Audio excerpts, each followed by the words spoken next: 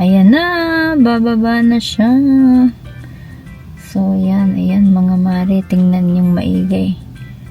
Ang pagbaba, dyan ho tayo sasakay. Sige, sige, kailangan tama yan, ay siya. Kung hindi tapos, abdali.